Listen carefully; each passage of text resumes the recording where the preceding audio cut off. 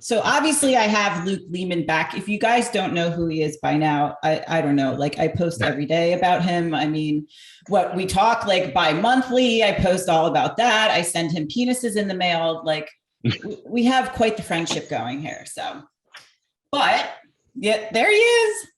Squishy ding ding. Squishy ding ding. So many of you have followed my journey, which seems to be only wedding related, because I think the majority of the time I've been with you guys, we've been prepping for like 4 different wedding dates, which is a feat in and of itself. But they have seen the transformation that I have made pretty much this year, which is year 3 of being with you. And I did not really document publicly the beginning stages because I think I was so self-conscious of how I looked. And nobody really posts photos when they feel they look like gross. But now you guys will see those photos that I never posted. And it's actually funny going through the entire Dropbox. And I was like, wow, I really thought I was that fat that time. Okay.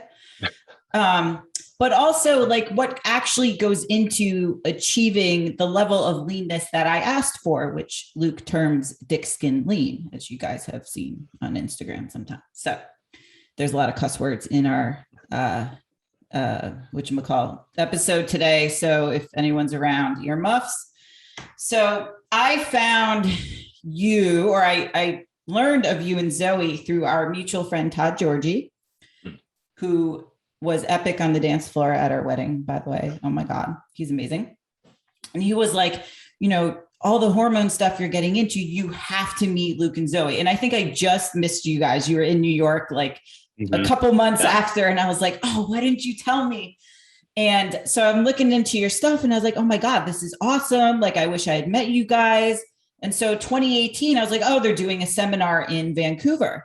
I was like, I'm going to go there and I'm going to go all in. And I think I pretty much have gone all in the last 3 years. And I remember sitting in that seminar and I was like, oh my God, this is what our industry needs. This is what they do not teach. And going to school for exercise science, you don't learn how to apply this to real people. You just learn this is the Krebs cycle, which everyone fucking hates and no one can remember. But then Luke is like, this is the Krebs cycle. And this is why it matters when you have clients who maybe can't handle carbohydrates. And this is how you get them to handle it. And it was like mind blowing. And I was like, I have to become a client because they're the only people that can fix me, because everyone thought, you know, you're broken and all that stuff. And I literally was eating like 1,100 calories. And I remember I brought a Tupperware. I was that person, a Tupperware of ground beef to the seminar because it's the only thing my stomach can handle, because I thought I could not eat carbohydrates. I couldn't eat anything else. So long story short, tangent, that is how I was introduced to you guys, and you cannot get rid of me. It's funny. You walk in, everybody walks into these seminars. Every seminar I go to, not just our own, but I still do a lot of education for myself. And I'll walk in, everybody's got their little Tupperware. You know, some people, they'll have their plastic because they're fine with that type of thing. And some people have their glass and like, oh, phthalates and all that. And then they're like, can I heat this up? Oh, you have a microwave. I don't want to use that. People get really crazy with that shit. And then I walk in with a fucking bag of McDonald's and like 40 nuggets. Yeah. And they look at me and like, what are you doing? I'm like, I'm enjoying myself. I'm having some nuggets. I know, I remember that. I think, and Krista was there. That was the first time I had met Krista. And you had referenced working with her a bunch in the talks. And so I remember I saw her in the locker room and I was like, hey, I was like, you know, what's it like coaching with them? Like, you know, what did they do? And she was talking a little bit about her journey. And I was like, I'm signing up. Like, I'm totally, yeah. Like this is going to be it. And literally it was November 2018. And then that December, New Year's Eve, I got engaged. And so then it was like, it is on wedding time. Like, let's go. And I remember I was eating 1,100 calories because you've referenced that in some of your talks that are recorded. You were lucky to get that consistently. You're usually eating under that. Yeah. And I literally was like, I don't understand why I can't drop body fat. And I had crash dieted a bunch before that. And I lost a lot of weight, but I was soft. And I didn't like that soft feeling, but I was like, I don't know how to get past that point where I'm eating more, but I'm losing weight. Cause you see it all over the internet. You see every coach bragging how their clients are eating 300 grams of carbs and their girls are losing weight on like, 1,000-gram carb refeeds, which you just did this weekend. By the way, this man just ate 10,000 calories over the weekend. I'm going back and forth, but so, only eating that much, I literally thought I was broken, which I know a lot of you guys can relate to. And you just are so desperate. And I think that's the point when people are ready to change, when they've tried everything else, they have nowhere to go. Like where was I going to go? 700 calories, which some girls have to or have, but I had nowhere else to go. And I was like, please take me in. Please. No, you're right. Look, when you get to this long-term yo-yo dieting, especially people who do a lot of photo shoots and contest prep, eventually you run out of wiggle room. And if you're sitting in the triple digit club or close, you're sitting around 1,000 calories, 1,100 calories, and you're doing a ton of exercise just to keep the weight from piling on, there's going to be a point where your maintenance is so low, your body is accommodated to that. You could try to go lower, but what's the point? Like you're always going to run out of space. So like when you came on, I said, man, we've got to pump your calories up. We have to pump your calories up, and it's going to get a lot worse before it gets better. And this is just what you've done to yourself. And, I don't make the rules for physiology, the universe does. And, there was that long battle of like, man, I really would like to get you closer, like 1,800, maybe 2,100 calories, and just deal with putting on a little bit of stored energy for a little bit of time. Let's work on growing some muscle and then create a new maintenance and then take it back down. Because you could have lost more weight if we had taken you down even more calories. But what's the repercussion of that? You're robbing Peter to pay Paul, and eventually Peter runs out of money and Paul has nobody to steal money from anymore. And at that point, you feel like shit. You don't have a period. Your hair is falling out. You're cold all the time, cold hands and feet. Sleep sucks, gut sucks, building muscle sucks. And then you just get to a point where you're pretty much fat loss resistant. Your body's trying to hold on to this. And some people will call this starvation mode. I think I don't mind calling it that, whatever. But, for me, there's a lot of things that people rally against as a matter of semantics. But we can look at it as a body protection mechanism where the body's like, okay, I don't have enough energy to run all these vital organs. So I'm just going to triage everything that I have from everything else and just push it into this. And when you get to that point, it's like you're spinning your wheels all the time. So the only thing you really can do, you've got those two choices. You can keep starving yourself more, or you can say, well, I'm going to go into a maintenance phase, kind of a growth phase, try to put on some muscle, try to get my hormones back up, and then start over again. And man, it took us a long time. Like, yeah, God bless Shane O'Leary, because he dealt with you for a very long time. And it was like just a roller coaster of, okay, we're doing good. Oh, Ali got crazy today. And I'm like, it's okay. I'll talk to her real quick. And, he's the best person I know for talking women off the crazy train. And so, he did a lot of that rebuild over the years, with me just kind of coaching on that side, but him doing a lot of communication. And then when it was time to pull the hammer for the wedding, I'm like, all right, let's do this. And I'm going to get you real fucking lean, because you had to do all that. You had to do all that back work to get the calories up high enough and maintain that high enough for a long time. And it was rough, because you have to accept that your body's probably going to go through a transition period where it looks worse and you feel worse. Like some things feel better, your body heat comes back, you're sleeping a little bit better, you can train harder. But then the problem is, every time you make the mistake of looking at yourself in the mirror, you're like, oh man, this is not what I signed up for. And it's like, that's cool. You got to kind of grind through that and then keep that weight maintained. Okay, now we can create a deficit, but let's create a smaller deficit and start chipping away at it. I think I gained like 1 kilo, which is 2.2 pounds, and freaked the fuck out. I was like, this isn't working. Oh my God. And I'm totally like, I'm not going to be that person. And then I was like, oh my gosh, like, this is like how my clients are. And like, I understand, the frustration of thinking that way.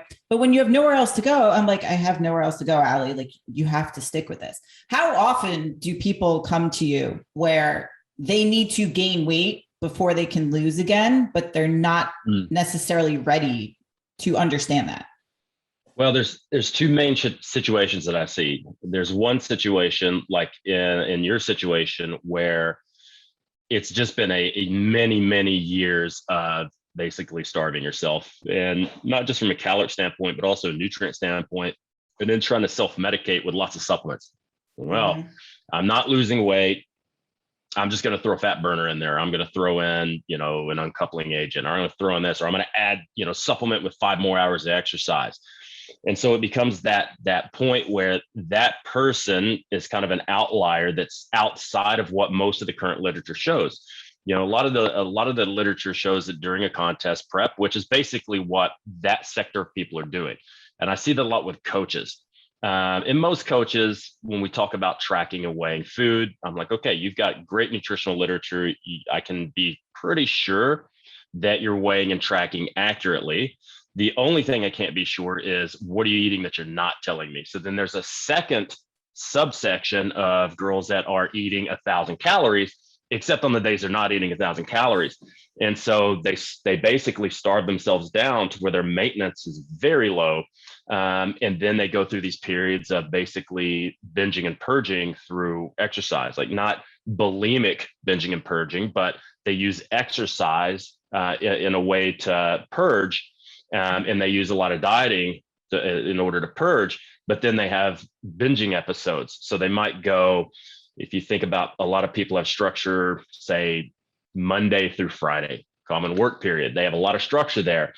They'll eat 1,000 calories, 1,100 calories every day. And then the weekend comes and they just blow through, and they'll eat 4 or 5 days worth of food in just a couple of days.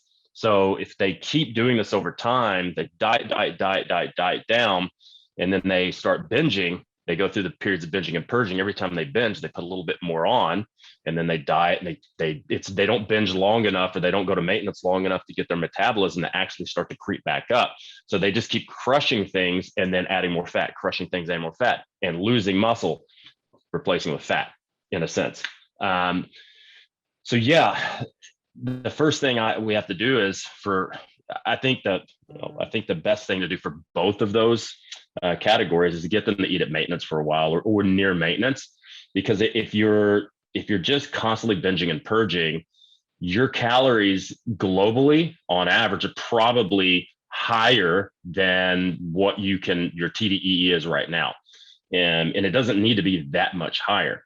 5% will put on a lot of weight if you do it over 365 days. Now you do that over a few years, and that's a big deal. But I find that with the people who are undereating and then binging, if we just put their calories back up near maintenance, it eliminates a lot of the binging. Sometimes we have to go to a surplus and get rid of the binging, but I think that is the disordered eating, not from an eating disorder standpoint, but like not a pathological eating disorder, but kind of a conscious disordered eating. So it's kind of I know it sounds the same, but it's a little bit different. Like you could have a psychological eating disorder, or you could just have disordered eating because you're trying to get to this goal that you've now dug a hole that's so deep, you're having a hard time climbing out of it.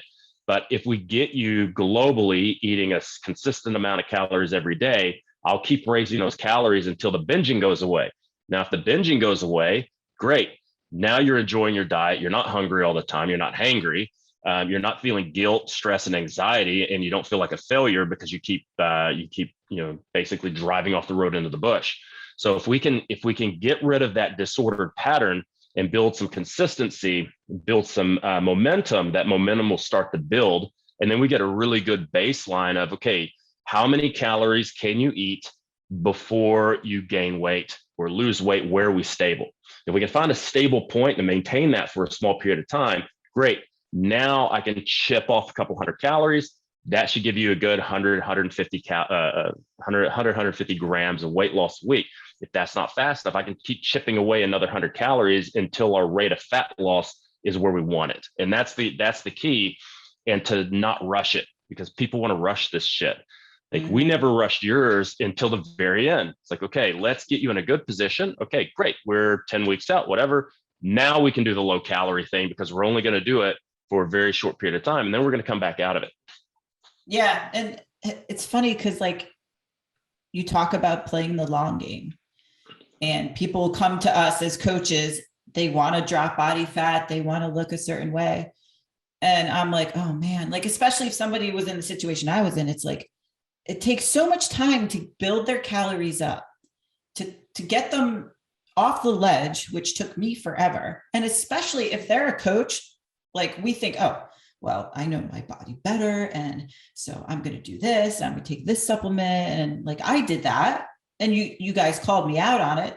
I could have healed, quote, healed or been fixed a lot quicker had I listened better. And I mean, these are things that I totally own up to, you know, all that stuff. And people are resistant at first, but then when they see what happens on the other side, that's the hardest part, I think, as a coach, is to be like, this is what's going on in your body right now. I can't really show it to you, but I can show you what the other side looks like with other clients. Because that's really the hardest part, is just a year is going to pass anyway. Might as well allow us to build your calorie. And I think you had me up at like a 21 or 2200, and I put on 6 pounds, which to me felt like 60, but it really wasn't that much, you know, and I'll show you guys pictures. And then it was that much easier. And I remember I said to Shane in like February of 2019 or March, I was like, so we're going to get married April 2020. Is a year long enough time?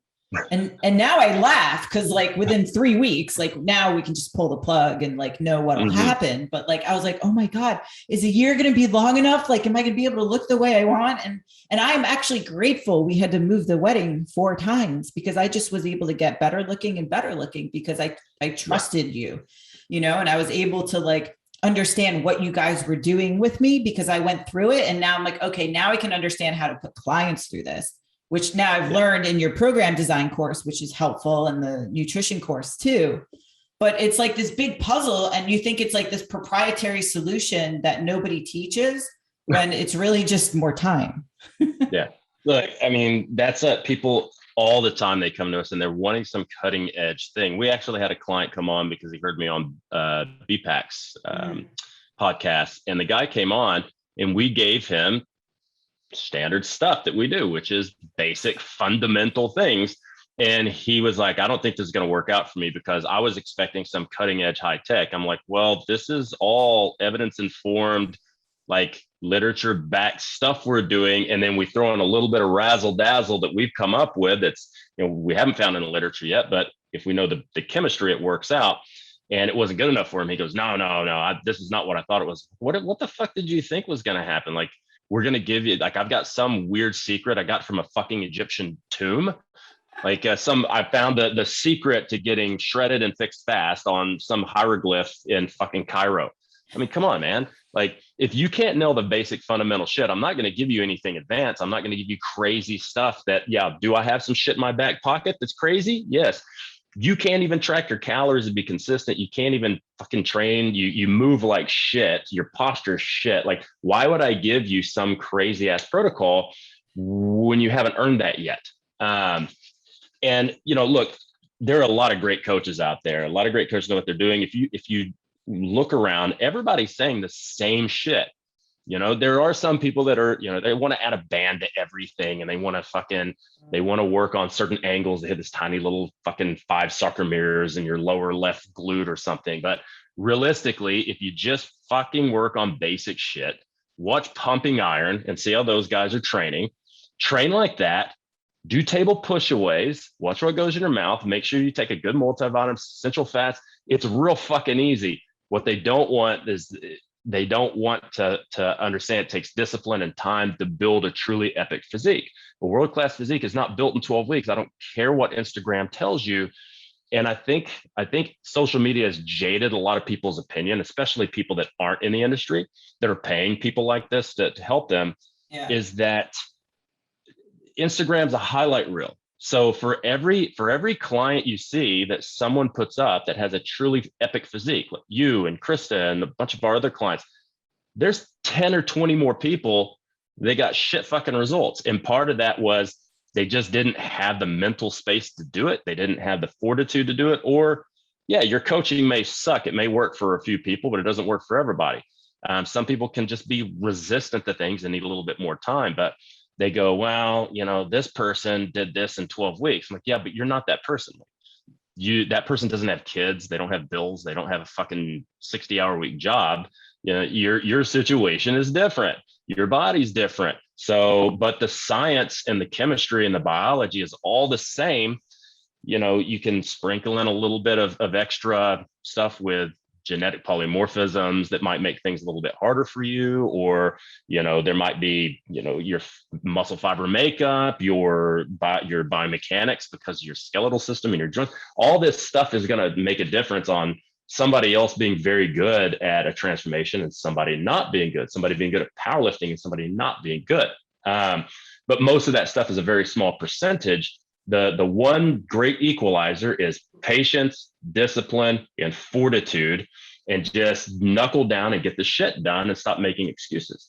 But everybody wants to make an excuse that it can't possibly be this. It's got to be the carbs, it's got to be the fat, it's got to be whatever. No, the deal is you just don't want it bad enough. Like, you either want abs or you don't. You either want to bench twice your body weight or you don't.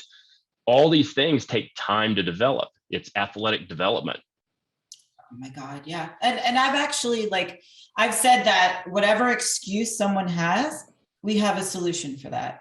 Barring, these crazy situations in a family or something or whatever. But somebody who has an excuse, I've always provided a solution, and then they come back with another excuse. Yeah. And you and I are very we say the truth. We're very unfiltered. And I'm like, okay, well, you just don't want it bad enough, because I'm sick of seeing you run around in circles and then creating, excuses. And there are people that respond well to that. There are others that are like, all right, go fuck yourself. But that's the truth. And you had mentioned not comparing yourself and the highlight reel of Instagram. And I want to go down the road of so many people posting how I lose weight on 3,500 calories when they're like my size. And I think that the way the industry has painted a picture is if you go below, the 1,200 calorie line, you are going to get metabolic damage. You're no longer going to eat pretty much anything, and you're ruined, because people are like, oh my God, if you diet for 2 weeks, you're going to be ruined. You're going to be damaged. And I think I never talked about how low we went in calories publicly, number one, because people would freak out. But number two, I knew that we would eventually do this podcast so that we can qualify why we had to go pretty low. Because I am 5'3" and around 60 kilos, 63.6 today.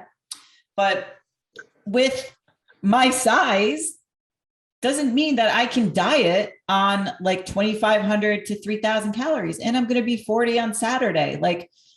Sometimes you can't just compare what people are saying on Instagram to what you're doing, because probably isn't real. So can we elaborate on that? Yeah. Look, there's a lot of factors. It's your physiological state as far as what is your height and weight, what is your body composition right now? If you have a lot of extra stored energy on your body, it's very easy to come off fast. When you want to get thick skin lean, things start to slow down. You have to do things more radical. It could be down to age, training age. There's a lot of different factors. Like for myself, I used to could train twice a day, every day, 6 days a week, and eat, 4,000 calories for contest prep, and I get lean. But that's when I was mid-20s. Now I'm 43. Now I can't do that anymore. And there's a lot of talk about G-flux, and I think John Berardi is one of the first guys who talked about this. And then Jay Tata talks about it too, as far as eat more, do more, eat less, do less. But the thing that people need to understand is there are limits of what we can do, especially when it comes to body comps. If you're an athlete and you're eating for your sport, you can do a tremendous amount of work and probably recover up to a point. People run ultra marathons. I have ultra marathon people that I train, triathletes, fucking adventure racers, all this. But when it comes to changing your body physically and building, like bodybuilding, there are limits to how much you can do. So you could always add more exercise, but exercise takes more time. So you have to be able to dedicate that. Your body adapts to that. So you have to keep doing more and more. You have recoverability. So if let's say you are eating 15, 20% deficit, and you want to try to supplement another 15 to 20% deficit with activity, you could probably do that. And it's going to work for as long as it works. And then it doesn't work. And then you have to make a decision. What do I do now? I can do more activity, or I can pull more food. The most logical thing to do is to pull more food, because it doesn't take more time to do that. And then also, if you keep doing more and more exercise, you have to recover from that. So if you add more weightlifting sessions, that's more muscle damage, that's more anabolic response. You need money to pay for that. And if your money and calories isn't high enough, you're going to lose weight, but you're going to start losing an unacceptable amount of muscle in relation to fat. The goal is to strip fat off and keep all that precious muscle. So as long as your protein's high enough, you can go to pretty low calories, but you need to do that when it's time to do that, which means if I'm training a woman and she's 32% body fat, she doesn't really need to diet that hard. Like I'd rather rip the Band-Aid off and diet hard early and slow it down. So diet hard, get say 6-7% off as fast as possible. Now you're kind of at what I would consider a normal or average body fat percentage. Maybe you're sitting around like 25, 26%. Cool. Let's slow it down from 26 to sub 20, and let's kind of ride it out at a very low deficit and try to do a nice slow recomp. And then if you're crazy enough to want to get below 20, which below 20% for women is a lot leaner than they think. Most girls, you think they're 20%, they're more like 28, 29%. And so at that point, now, if we're going to say we hit 20, 21, and you want to drop to 17, 18, cool. We can pull the hammer again because we've got a lot of room to move. So if we need to take your calories low, that's totally fine.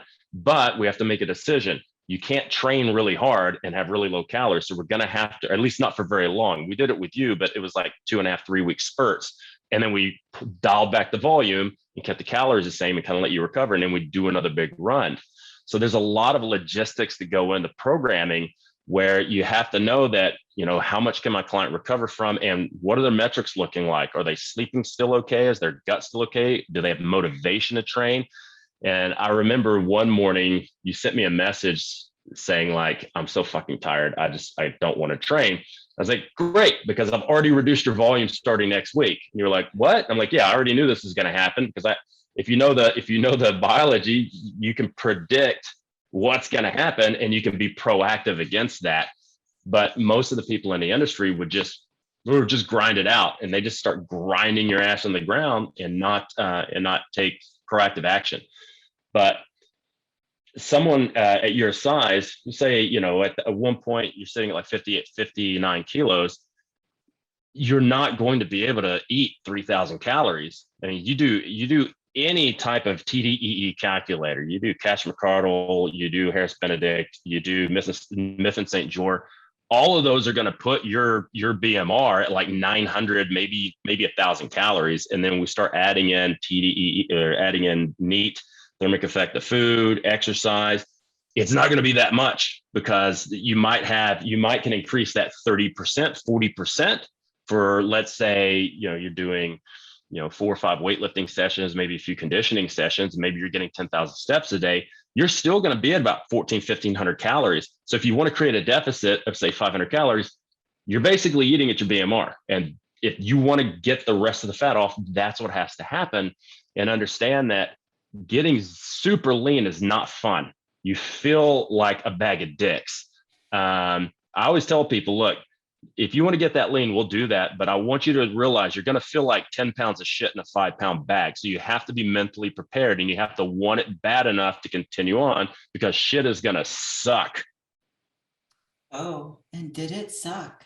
Now, on that comment, I think there's a lot of misunderstanding as to, okay, at what level do we accept all this suckness? Like, when is it too much? And we talked about the metrics and tracking that and everything. But I think, people are willing to diet, but then if they say they want to get lean, but that doesn't really add up with how hard they're willing to diet, how hard does someone actually, like, how far should they push it? And when do you know it's too much? I look at subjective and objective measurements. So the number one thing is I want to know how you're feeling. If you're not motivated to train, we've probably pushed a little bit too far. If you're really fatigued, probably push a little bit too far, which means we don't have to pull the trigger, but we need to basically pump the brakes a little bit and get you to the point where you want to actually go to the gym. Now, if you're doing a bodybuilding show, you don't have a choice. I mean, right. No one wins a bodybuilding show and says, I feel fucking fantastic. If you go to a bodybuilding show, everybody in the top 5, they look like fucking death. They got Skeletor face.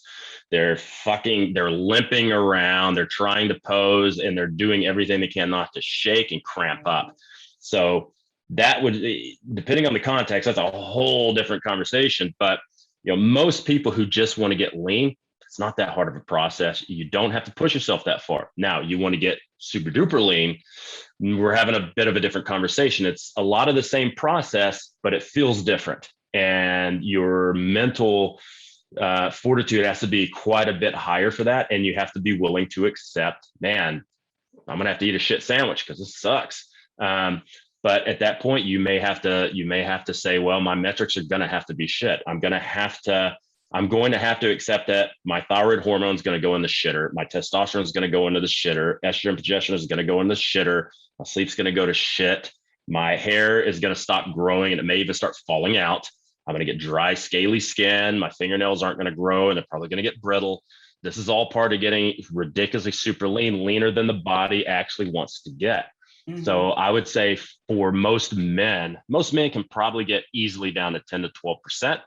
No problem. But once you start dipping into single digit body fats, unless you're of kind of like that ectomorphish type predisposition, it's a bit easier for them. But the trade-off is it's harder for them to put on muscle.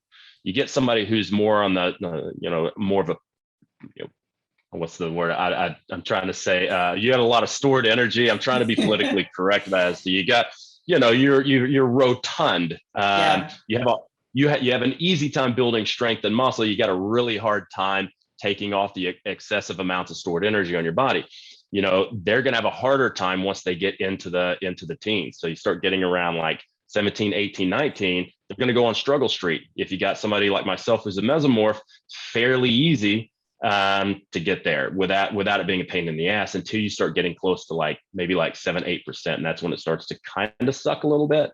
I find for me, it doesn't really suck that much until I get I start getting around 5 to 7%. And that's when I start feeling like a bag of dicks, but I can easily get down, 8 to 10. It's not that big of a deal. As long as I can control my desire for my impulse, my ADD desire for shitty foods and booze. For women, most women can probably get down close to 20, 22, and it's not that big of a deal. Once they go into the teens, that's when it's going to start to suck. And you try to get stage ready, start getting under 15, 16%.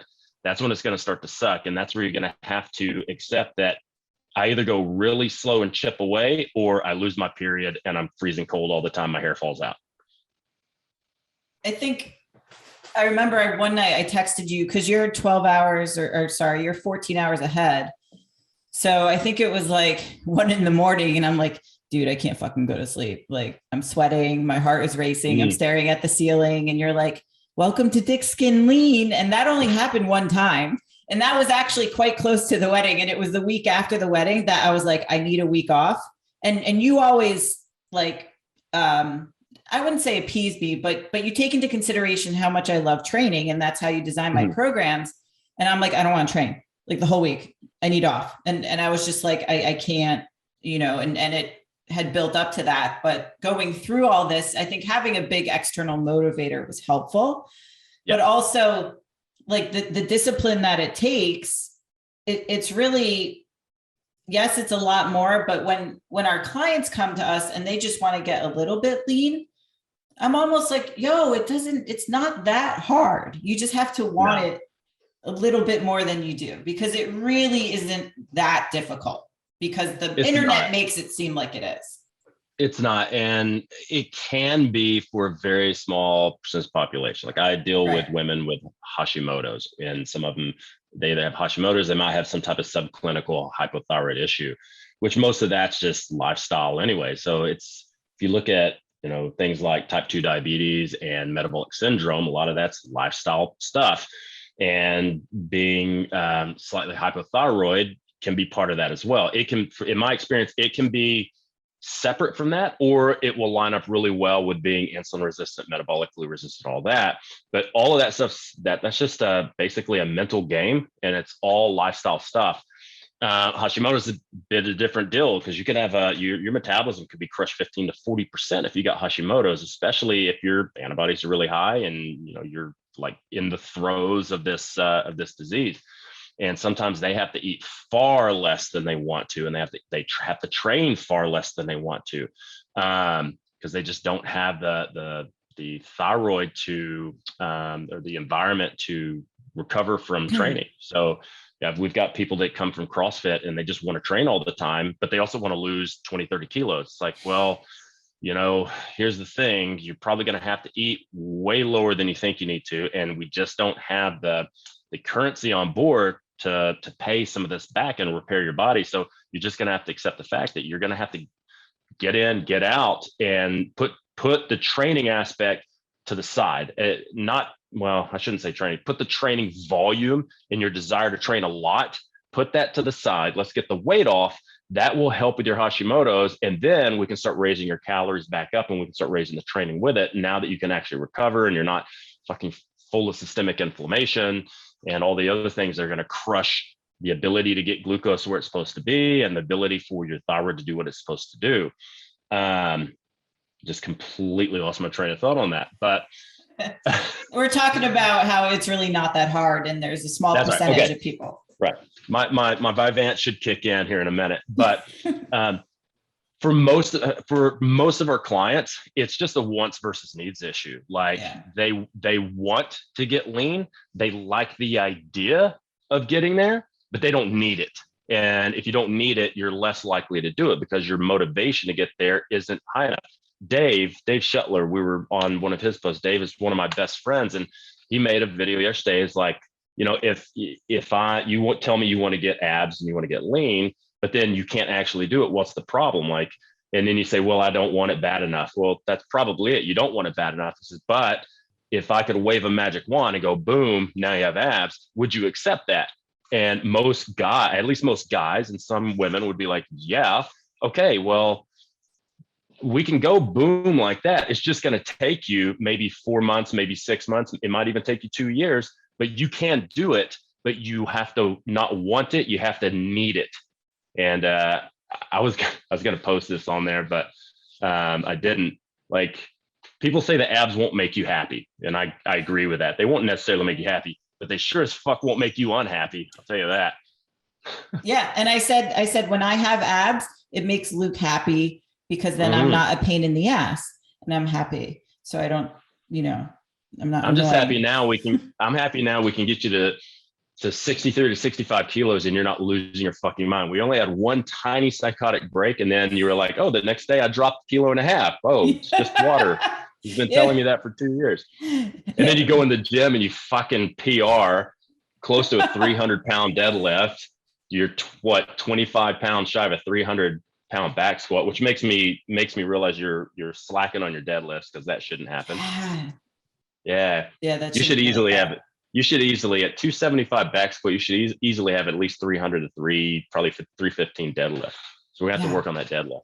But the coolest part about that is like gaining weight and being okay. That's the best, because the best is when you're like, I look at your check-in pics, I'm like, fucking jacked. And you're like, I made the mistake of watching this video, and when I bend over, my stomach goes over the side of my pants. I'm like, that happened. You could be 3% body fat and you're going to have a roll. That's skin going over your fucking shorts. Don't look at that. And then you pick up the bar and your abs look like big fucking beef ravioli. They remind me of Chef Boyardee, beef ravioli, right? But I think people need to figure out, if you really want to get lean and you want to change things, you're going to have to make some choices. You're going to have to sacrifice some things. You might have to give up booze for a little bit of time, or significantly reduce that. You got to sleep. Sleep's the number one thing, man. You got to prioritize sleep. That, to me, that is the most important thing. Get your blood pressure down, sleep more. get your heart rate down, sleep more, get your sympathetic drive down, sleep more, recover better, sleep more. You know, you want to be less hungry? Well, you're not hungry when you're asleep, fucking go to sleep. That's going to be probably a major theme of my heart disease hypertension course is, dude, sleep. Like nocturnal heart rate, nocturnal blood pressure is highly associated with all-cause mortality. If you can work on getting that stuff down, when you go to sleep, that should go down significantly. So if you have a high labor job or you have a highly stressful job and your metrics are fucked all day because that's just part of your job, the best time for you to fix that is while you're fucking asleep, because that stuff should drop significantly. And if it doesn't, the second best thing is do your fucking cardio, do more metabolic work in the gym, lower the volume of strength training, raise the volume of your aerobic conditioning. There's some supplement stuff we could talk about as well, but get that in order and look at your Garmin Forerunner or Ring or whatever, see what your heart rate is at night and take your blood pressure before you go to bed and right before you wake up. That's the most important time to get that blood pressure below 120/80. And I can tell you personal experience, if you can get those metrics really good, you will drop weight really fast and you won't hold as much water because you won't have hypertension and stress-induced edema. And that'll immediately make you look and feel better without doing anything else. My meathead friends had said to me this summer, they're like, I've never seen you this dry, because you know what that means. And I'm like, dude, I know. Like, it's crazy. And I think another thing to point out too, is that you mentioned getting your aerobic conditioning in order. When I first started with you guys, I was doing 90 minutes of very low intensity work. And throughout this, I call it prep, wedding prep, whatever you want to call it. Throughout the wedding prep, we only did like 15 minutes a day. And then I think maybe for 2 weeks, it was a half hour a day. And people were so confused because they're like, how are you not doing 2 or 3 hours of steady state? And I was like, we don't need to.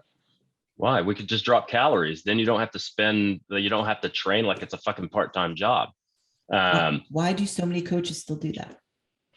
I think part of it is people don't want to diet, or they didn't plan the right time frame, so they have to try to rush it. So they start chasing calories, and they don't understand that that's a carrot you're never going to get to.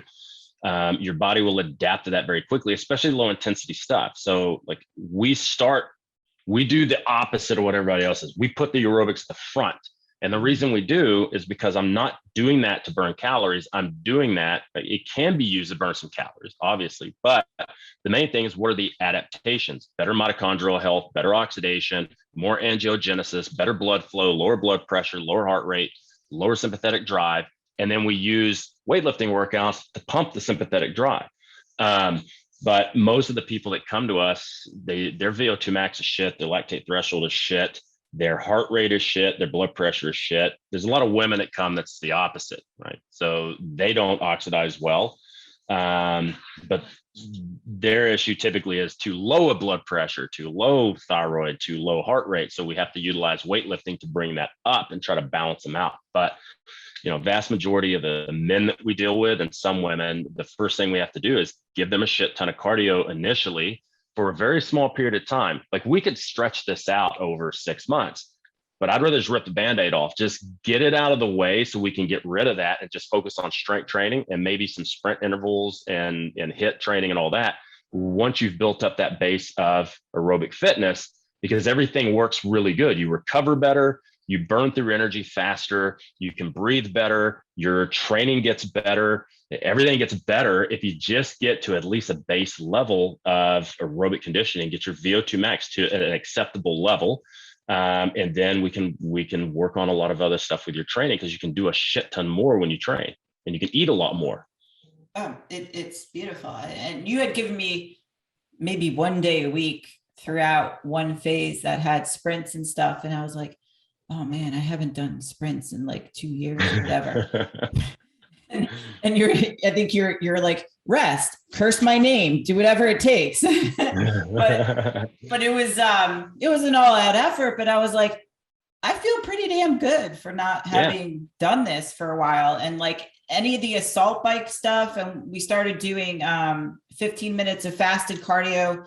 My heart rate dropped to 48. I'm dieting and my heart rate is at 48. Like my metrics were actually pretty smooth throughout this whole thing. Yeah. We didn't do fasted cardio to burn more fat. And I'm actually in love with it. Do you want to comment on like fasted cardio and why we used it? Well, look, this is one of those points of contention everybody wants to argue about, Yeah. right? And it's just like the high carb, low carb thing. Low carb isn't better than high carb. Well, it depends on your physiology and it depends on your preference. Like I prefer doing mostly keto and low carb most of the time, and then eating enough carbs to support training. But my version of keto is a lot different than what you normally see because I developed more of an athletic keto type style of dieting. With a fasted cardio, is it inherently better? Nobody knows. There's a few pieces of literature that they'll champion. It wasn't any better. They're like 3-week fucking trials, or they might be 2-session trials. In some of them, they can look at acute markers of increasing things like PPAR alpha and PGC1 alpha. They can look at AMPK markers. They can look at all these markers of oxidation. But there's not that many long-term studies except in bodybuilding. There's a reason why bodybuilders do it. And it's my train of thought, and Dr. Mike Nelson agrees with me with this, is that there might be some long-term adaptations that we're not looking at, not measuring. We're only measuring the acute variables. But if you do this over time, it might actually increase the rate of fat oxidation. And whether that makes a difference or not, who knows? But if I can get more fat adapted through we won't say keto or low carb, we'll say lower carb, like cutting carbs enough to where you have enough to train, but it's also low enough to where you have to rely on more fat. You get more metabolically flexible. You utilize aerobics to get more metabolically flexible. One of the cool things that does is it preserves muscle glycogen. So then when you eat carbs, you have a higher chance of storing that as muscle glycogen, which you need that for your weight training workouts. Right. So, and I do want to be clear on the low carb thing. I consider low carb, I like lower with kind of the parentheses around the ER. It's in context to what you're doing. So if you got a guy who's doing Tour de France, 400 grams of carbs, that might be low carb for him. Yeah. I've seen cyclists that are producing ketones. So they are in light nutritional ketosis and they're eating 300 or 400 grams of carbs a day because they're fucking cycling for 3 or 4 hours a day. And they're burning all of that off. I currently eat around 150 grams of carbs a day, and I still produce anywhere from 0.6 to 1.2 ketones every single day. And my blood sugar sits around 3.8 to around 4.7, which is for me picture perfect. And even after the 10,000 calorie Saturday I had, so I had a 10,000 calorie Saturday, over 1,000 grams of carbs, a good majority of those carbs coming from port, because I drank quite a lot of port on Saturday because I haven't been drinking. So I kind of went crazy. The next day, I was still producing like 0.9 ketones. My gosh. After 1,000 grams of carbs. And so, yeah, I'm eating 150 grams of carbs. Keto, you can't have carbs. You can't have more than 50 grams of carbs. Yes, you can. Depends on the context, depends on the person. It has to be high fat. I eat about 90 to 100 grams of fat a day, still producing ketones. A lot of it has to do with the fat that you select.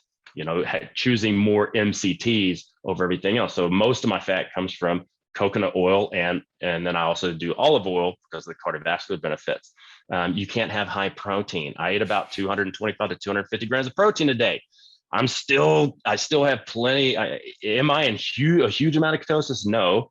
But if you're producing above, say, 0.5, 0.6 millimoles, you're in ketosis. You're in light nutritional ketosis. Guess where a lot of that's coming from when you wake up and you have high fasted ketones? That's coming from the breakdown oxidation of fat. So it's a beautiful thing. It works really well for me. I sleep better. My heart rate is right now, resting heart is 48. My endurance goes up. My inflammation and bloat goes down. Now that doesn't work for everybody, but it works really well for my genetics. But did you finish the Cinnamon Toast Crunch?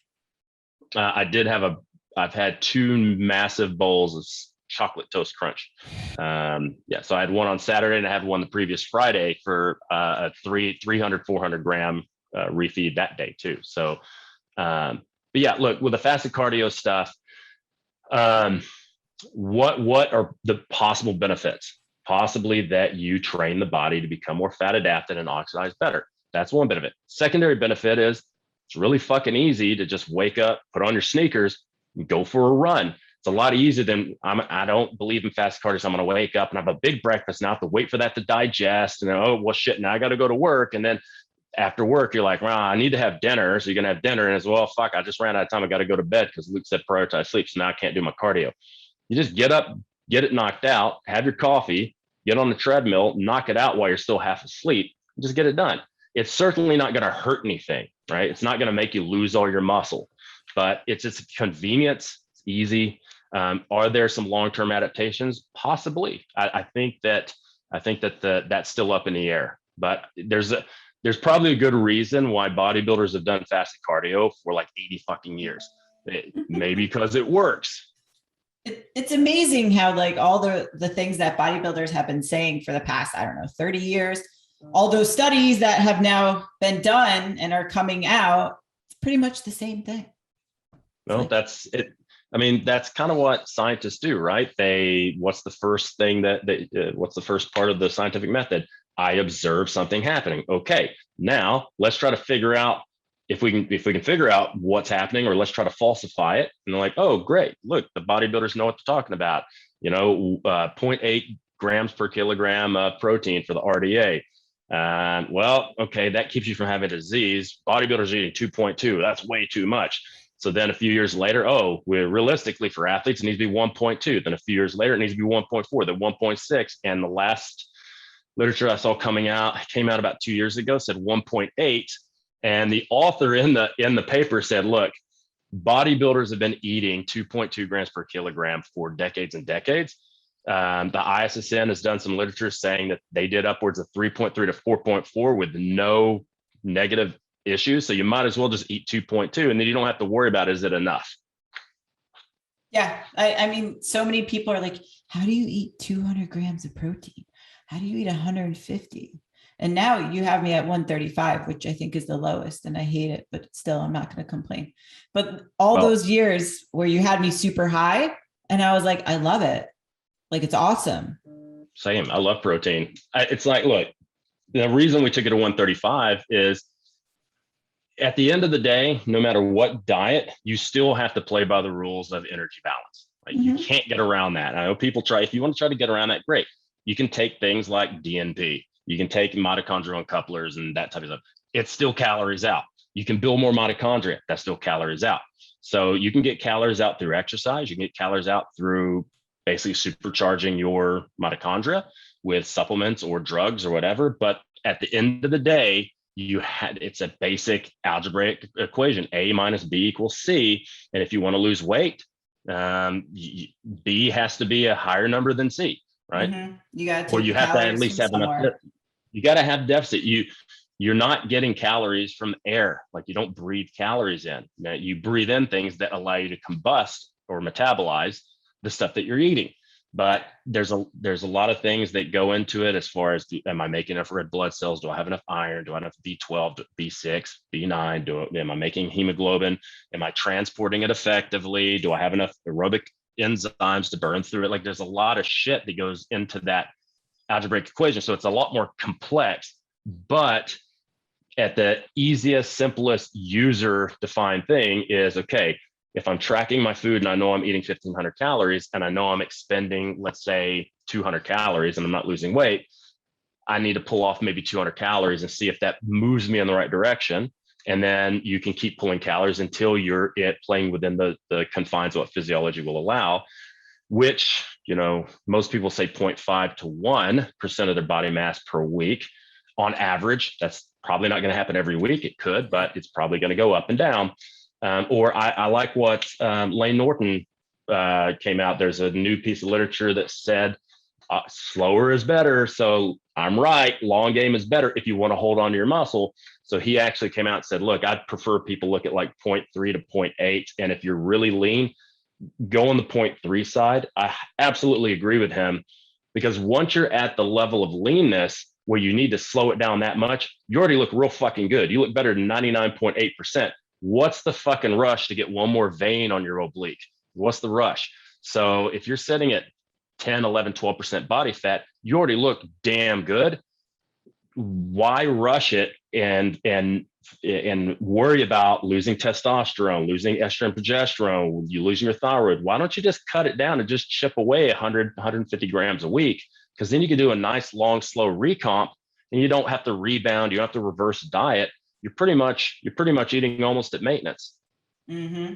And you had set my calories up and down, and that's another thing too to point out is that we had gone. I think the lowest we went was 1100, but it wasn't 1100 for 2 years or 3 years. Like when I came to you, it was only for a couple of weeks.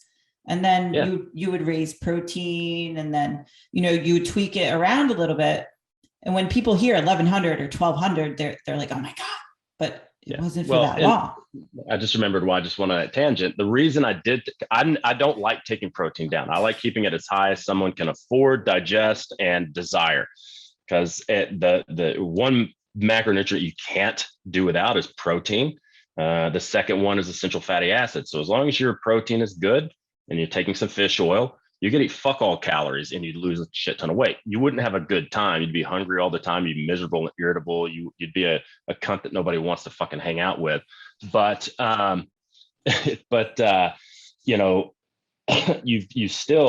have to create a calorie deficit somewhere. And I think we had your carbs were somewhere around like 70 or 80. And I still wanted you to have enough carbs to be able to go train on.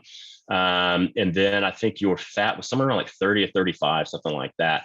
And then I said, okay, well, I don't want to do more work because you got to recover and you're already getting tired. And I don't feel comfortable pulling fat down to fuck all. Sometimes I'll do that for bodybuilding the last 3 weeks, but you're not doing a bodybuilding show, and definitely don't want to pull your carbs down because then you're not going to be able to train hard. So the last of the Mohicans was to take your protein from like 185 and say, well, if I take it to 135, we can get another 200 calories out of this. So let's do that. Yeah.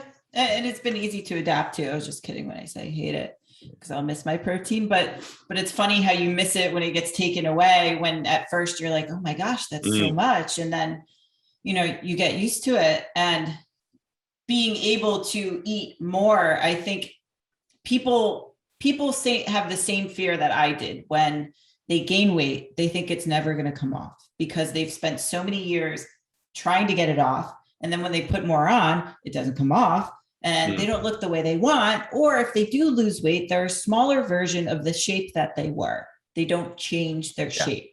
And one thing that I've noticed, and I've said, I think I'm okay with the weight gain. And my friends have said, like my friend Ed, he's like, you've maintained that shape.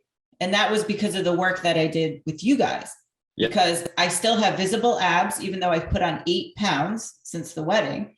Where in the past, if I put on 8 pounds, oh shit, I'd be back at like 900 calories already. Yeah. And I'm like, give me all the food. Well, the thing is, like when we first started, like you had no muscle to speak of. Like you were training, but the pictures you sent me yesterday, I'm like, wow, because I forgot, like, because I see you almost every day. I'm like, I forgot how awful you looked back then.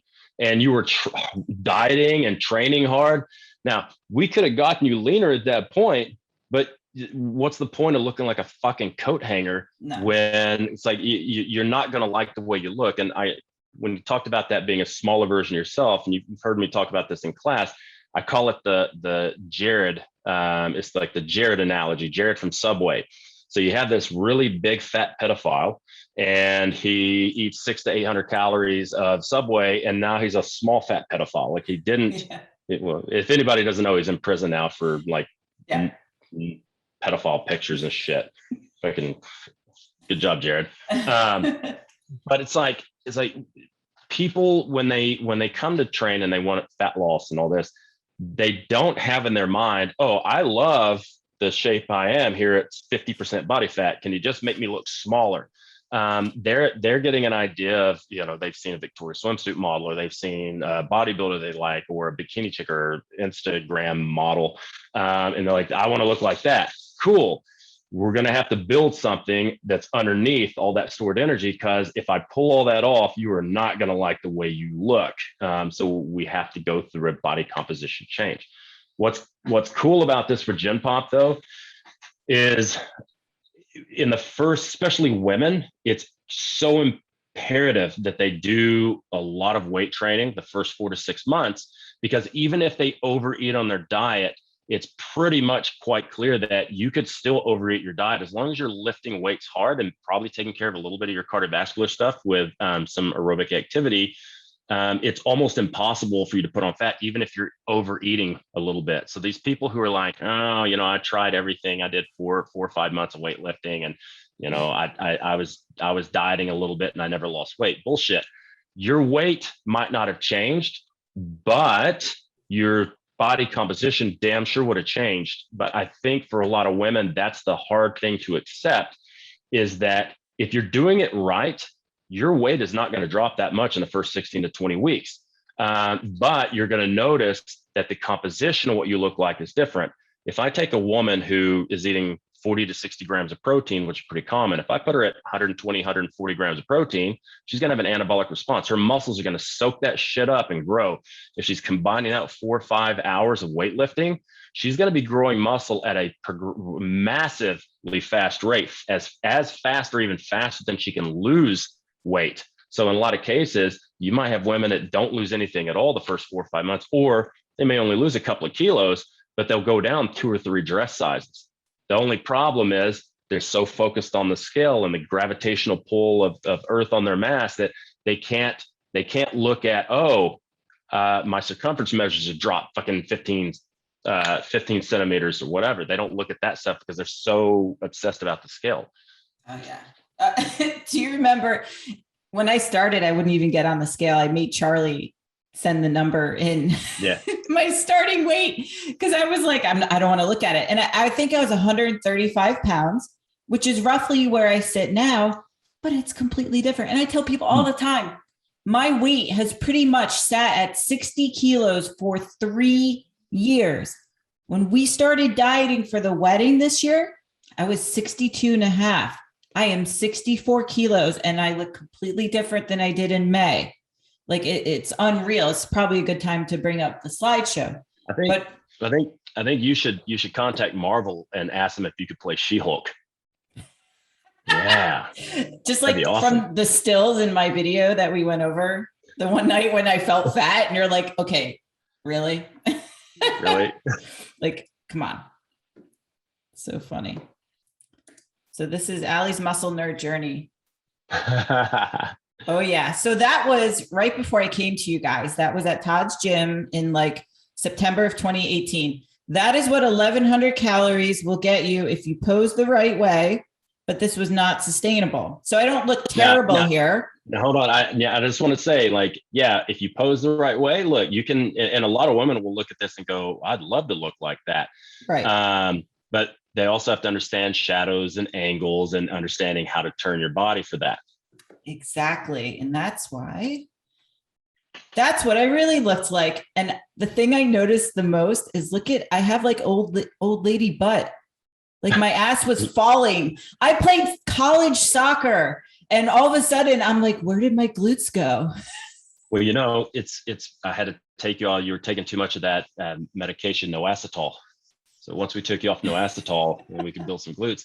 But look, and let's be clear, look, a lot of women would love to look like this. And so, but this wasn't your vision. This isn't what you wanted to look like and you were struggling. But I'll tell you, like, I've got lots of clients, Gen Pop clients who would love to look like that. And that's probably, as lean as they'd want to get to and as muscular as they'd want to get to.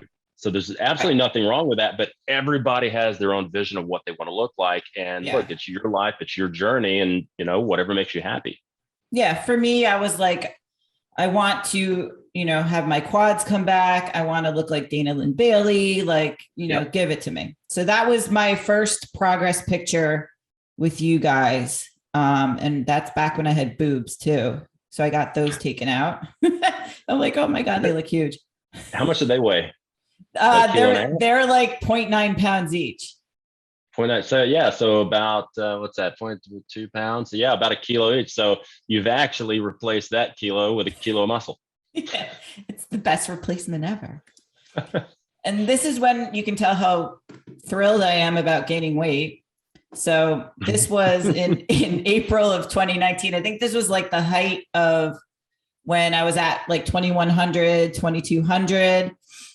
Not happy, but again, not terrible. But hey, man, a testament to you. You put your trust in us. You said, well, we've come this far. I'm not going to quit. Let's just see what happens. You just kept trust. Most people, in my experience, they would just quit because like, well, this isn't working out. I'm going to go to this other trainer who's willing to starve me and fuck me up long term just so I can be real fucking skinny and lean.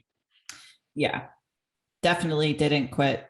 Don't know what I was thinking with my hair at this time, but we'll ignore that. Still gaining weight again. I don't know who let me out like that with my hair, but that was right after, this was after my surgery too. So got my implants out. So I immediately dropped a couple pounds. So that was funny because the scale didn't really budge that much. And I was like, what the hell? I just got like these two massive things out. Like, why didn't it budge? Maybe they had helium in your implants. They might have, very much. Now, one thing to notice is you can go back to that last one. You can also see now, like your face is getting lean though. So your face wasn't as puffy. So you're starting to drop some water. And what I don't know, because we didn't run labs back then for this, but a lot of cases when people have a lot of stress, dieting is stress, training is stress, not sleeping, that type of stuff, they can start holding water in their face. So that's a clear indicator of possible blood pressures and also cortisol issues when you start getting moon face. So when people start getting into, again, for lack of a better word, adrenal fatigue syndrome, where they have a lot of different symptoms of chronic fatigue, low hormonal output, especially cortisol, people will tend to hold a lot of water in their face and get what they call moon face. And also, I never looked at these photos. So I would have Charlie take the photos and he would upload them to you guys. I didn't want to see them. And then I started taking video when he would travel because I still couldn't look at the photos up until this year when you were like, don't send me a fucking video. I was like, I'm not gonna, you take the screenshots. and actually going through all these old photos was the first time that I've ever done that in my life. So when people think that like fitness professionals have their shit together, no, we have just as many insecurities and issues as you guys do. We're way crazier than our clients. We're much worse if they only knew. Oh my God. And I'll tell you one thing on the weight, because then when you started getting comfortable, I think the best thing ever was when I told you to switch your scale into kilos. Because as an American, when you put the scale to kilos, at least for a small period of time, it fucks up your ability to rationalize your weight because it's a different number. And what I found with people who aren't with the rest of the world in the metric system, myself included until I moved overseas, it's a lot. It's when you see a pound on the scale that you go up a pound, that's kind of scary to a lot of people. But if 454 grams goes up the scale, which is the same exact weight, it's not as scary because you're like, oh, a gram is tiny. And then I can, I remember one of the things I told you, I went, hold up your water bottle. How many milliliters is that? And you're like, oh, it's 500 grams, half a liter. I'm like, okay, that's a little over a pound. And you look at that and go, oh, that's not scary at all. So a lot of it's switching your brain and saying, I'm going to stop focusing on pounds. I'm going to focus on pounds on my lifts because it makes it look more impressive. But I'm going to look at grams, use the metric system for my weight because it's easier for the calculations when you're calculating things like, BMR, TDE, all that. But also if you gain 100, 200, 300 grams, it doesn't seem like a big deal. So it's a psychological trick.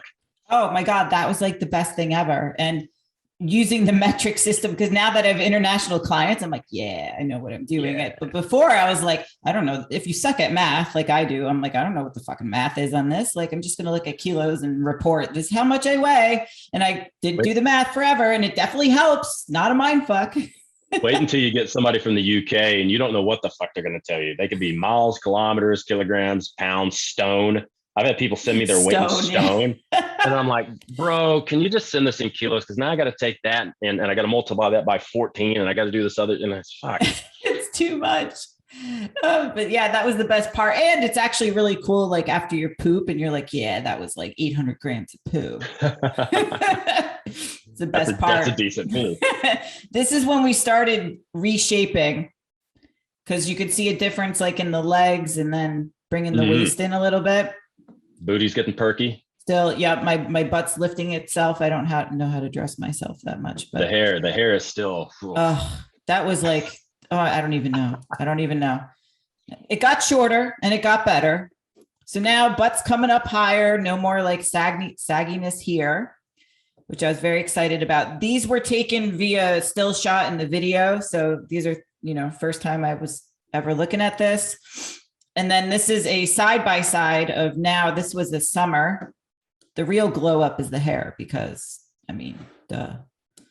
So, but you can tell a difference like in the glutes and stuff, which in the quads, like, and you would always say like, dude, look at your quads. Yeah. And I was like, wow, like that's really cool. At that point, I knew we had to do something about your hamstrings though. And I was actually watching your videos from your last workout, and I was like, holy fuck, her hamstrings. I do want to say I'm going to have to teach you how to count seconds, because those weren't 4-second eccentrics on your deadlift. And those also weren't holds at the top of your hip thrust either. So, oh my God, my clients will love hearing this because I always needle them about that.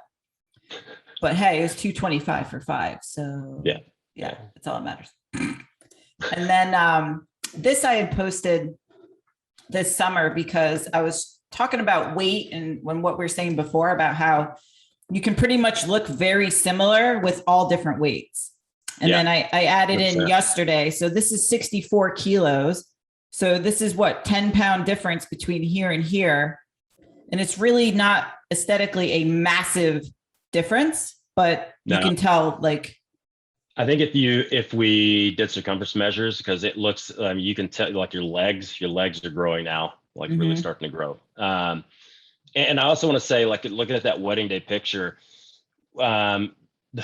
for forever and a day, you kept telling me, I want to be fucking veiny and grainy and shit for my wedding. I go, no, you don't. We're not. We can do that. We'll do that after the wedding, but I'm not.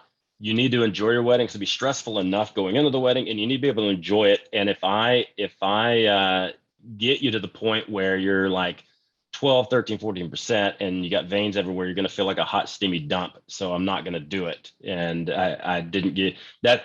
If coaches are listening to this, you have to be honest with your client, and you have to know when to say no. Like, you wanted to get to that level. I went, no, I'm putting my foot down. I'm not going to do it. I'll get you lean. You'll look very good. We're going to focus on making your back look awesome in your dress, but I'm not going to take you down to the point where you look like death and feel like death when you should be enjoying your wedding. We can do that after the wedding. Yeah. And I was so grateful that you did that, because leading up to it, I think it was the week before, I was like, oh man, had we gone down the road that I wanted to, I would not have enjoyed that process. And it was so nice to enjoy the time just leading into it, because it is so stressful too. On top of that, it's not like, just a photo shoot. And now our goal is a photo shoot. Yeah. Zoe and I got married February 2nd, 2020. And I remember, it was stressful for me, and I didn't even have to do anything. Like, she took care of everything, because I'm only good at this shit. Yeah. I'm a wreck at everything else. So Zoe's does everything. And I was able to, do the same thing you did. I wanted to look good at my wedding. So I did a comp, and I just done a jiu-jitsu comp too. So I looked like a fucking weapon. But that was even going into that was stressful as shit, because you got to pack all your shit. Like, you guys had to fly. We had to drive a few hours away. I've got my mom's coming in, my niece is coming in, my family from New Zealand. Like, it's fucking stressful. And then the whole wedding is like, you're so busy all fucking day, and then you get to hang out for like 2 hours. So being in that made me more empathetic of saying, look, you're not going to want to do that. I know that's what you think you want, but you're going to thank me for not actually taking you to that level, because we can always do that after this in a photo shoot. Right. Which we will in December. I will be veiny and grainy. Hopefully. Grainy, yeah. but the mission was accomplished with the back, because I had a veil, and it was literally when I put my dress on in the bridal suite that we're all like, you can't wear that. No, like, it covers your back. Absolutely. Who the fuck wears a veil? You fucking One of grandma. my friends made me buy it. I was like, I don't want to wear that shit. This isn't fucking Victorian England and shit, man. You don't fucking wear a belt. I know. And so now we have day one, and then mid journey. This because it's never ending. It's a lifelong process. But the quads are coming back. I'm just so excited. I'd rather have pecs than boobs. And I think too, like it's all cool to look at the physical transformation, but I think it's really the mental and psychological transformation as well. Because that first pick, there's no way if I told you, oh, I'm going to take it to 65 kilos, you would have fucking lost your shit. Oh my God. And to be like 64 on the scale and be like, yep, there we go. And like, I was laughing like the day I think I hit 63, I was like, I had that minor panic attack, but then we watched my videos and I was like, oh, like you're an idiot. And then I did a DEXA scan last weekend, which showed that my body fat was 17. So clearly I haven't been rapidly gaining fat as my brain would think. And then I think I last tested my RMR 4 or 5 years ago. It was 1400 and it was 1700. Yeah. And I think it said, what did it say with your activity is something like 2100. Yeah. Which was, it's amazing. And this is the backs, that we had posted because that was the goal for the wedding dress to have that. And I remember this was in like Charlie's old house and I had crash dieted. I was like, you see how soft to me, not to everyone else, but to me, I could tell how soft I was. I was a smaller version of who I was. I wanted this. And we were worried the dress would not fit. And that was right before one of the other wedding dates. And then you guys just turned me into a machine. And now I'm heavier on this side than I am on the left. On the left, I think I was like 60 point something. And I think this was like 60.7 or 61, which again, completely different. I could be the same weight too. And then it would, it would be the same. But yeah, that's like huge with the mental side of it is that if you trust your coach and you know that they're also not going to let you get to a point where you're going to look sloppy and you might think in your mind you might look different, but they're not going to let you get to a place that you're not going to enjoy, I guess would be the right word. I mean, granted, in the beginning we had to go there, but you had prefaced that and you had told me that and educated me about it. But to be able to gain weight. You might have to get to a point where you don't feel very comfortable. But to me, it's like, well, if we're starting at a level where you already don't feel comfortable and you actually want to change, it's an uncomfortable process because you may have to not feel very good in your skin. And that's why so many people, it's hard for them to do it. Because they just don't want to get to that level of, well, I'm just going to wear fucking sweats all the time because I just don't like the way I look. And you think that everyone else cares what you look like. Nobody gives a fuck. Like when you're out of shape, nobody gives a fuck. But when you're in shape, everybody gives a fuck. So it's like, do you want to be at that level or not? So if you want to be at that level where you go in and you said the other day when you were maxing out your bench, the whole gym stopped and was watching you. Do you want to be at that point? Okay, well, you may have to go through a transition period where you are self-conscious. You just need to work on your mental space and say, look, I'm doing this for a very small period of time to rectify the dumb shit that either I did to myself or another coach did. And just understand it's a small, very small. I think fastest I've seen people recover from this stuff where we could start be 4 weeks if they did everything we say. Sometimes it might take 4 months, but that is such a small part of time in your life. If you want to do it right, so you can either do it fast or you can do it right. If you do it right, guess what? You can lose it forever instead of just losing it fast.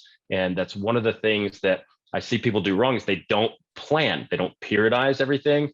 They don't have an off season. They're just constantly dieting and they don't get stronger and they don't grow muscle and they get fat loss resistant and they get tired and then they get demotivated and then they just don't do anything at all. And then they just get worse. So you got to sit down with a coach that knows what they're doing, preferably a muscle nurse trained coach. And they plan this whole thing out and say, look, your basal body temperature is like 35.4. That's not great. We need to increase your thermogenesis, which means we need food available. So we're going to have to eat more food, and we're going to have to train a little bit, and we're going to have to grow some things, and you're going to have to prioritize sleep, and you're going to have to, you might have to give up some social things. You can still be social, but you might have to be that person who goes in and goes, no, I have goals and I don't want to eat like that. I'm going to have a salad with chicken, or I'm going to have a steak and some a potato. And no, I'm not going to throw bacon bits and sour cream on that shit. But you have to understand that if you want that physique, you do have to make some sacrifices, because nothing worth having, everything worth having is worth working for. So if you're not willing to work for it, you just accept the fact that it's not going to happen for you until you get your head right to actually pull the trigger and do it. Mm-hmm. And oh my God, I'm so grateful for you guys. And like, you can navigate this stuff too. Like in July, I spoke for NSCA, and we went out to a steakhouse, and it was one of those low calorie weeks. And I was like, I'm fucked. What am I going to have at the steakhouse? Like, and they had, a seared tuna appetizer, which if you're going to get like a tuna, there's nothing on it. And I asked for that with salad with no dressing. And the guy was like, did you compete today? And I was like, dude, if I competed today, like I'd be face first in a ribeye right now. You don't understand. And everyone around me is getting like steaks and fries and all that stuff. And the thing that you have to think to yourself is like, that will always be there. It will be there when you're done. It doesn't mean you have to implode face first into these things and binge. But if you do it the right way, you don't feel the need to binge too. Yeah. But it'll always be there. And you may have to give up temporarily the need to enjoy a steak with your friends, but you can still enjoy the time with your friends and then have something that is going to align you with your goals. 100%. Look, and, it's tempting to want to do that all the time, but the problem is that people, they feel like they treat every meal like they're entitled to eat whatever the fuck they want, or they treat every meal like it's a goddamn celebration. It's like, you don't have to do that. Like, first and foremost, look, like, let's throw that anti-dieting culture bullshit in the trash can. Okay. If you just want to lose some weight, cool. That's fine. You don't need to track or measure anything. As long as you have good nutritional literacy, you can use hand measurements, you can eyeball it, you can work on your hunger cues and that type of thing. If you're wanting to build an epic physique, it takes precision and accuracy. It takes discipline. It takes willpower. It takes fucking wherewithal to do it. And so that means that, you have to treat food as fuel. I'm eating for performance.